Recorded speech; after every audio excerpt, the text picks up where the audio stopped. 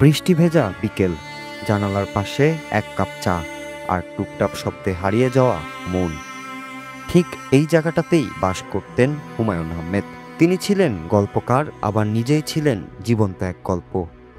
তার কলম ছুঁয়ে যেত জীবনের সেই জায়গাগুলো যেখানে হাসির ফাঁকে লুকোনো থাকে নিঃশব্দ কান্না, আর চেনা মানুষগুলোর মাঝে জন্ম নেয় এক অচেনা জাদু।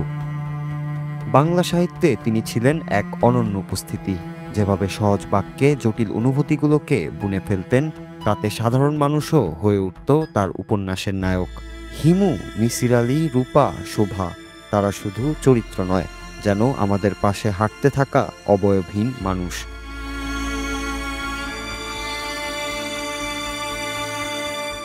যাদের সঙ্গে আমরা হেঁটেছি, কেঁদেছি, ভালোবেসেছি। হুমায়ূন আহমেদের কলমে বাস্তবতা কখনো কল্পনার সাথে মিশে এক এমন জগৎ তৈরি করত যেখানে মন চায় বারবার ফিরে যেতে। লেখক হুমায়ূনের পাশাপাশি তিনি ছিলেন নাট্যকার, চলচ্চিত্র নির্মাতা, গীতিকার, কিন্তু সবচেয়ে বড় পরিচয়, তিনি ছিলেন এক জনমানুষের শিল্পী।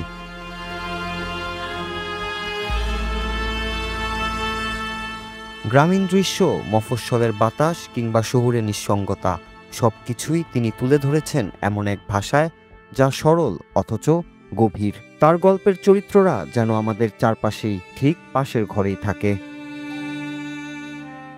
আজ তার জন্মদিনে আমরা আবার ফিরে যাই সেই সময়ের কাছে যেখানে প্রতিদিন সন্ধ্যায় টেলিভিশনে তার নাটক শুরু হলে ঘরের বাতাস বদলে যেত।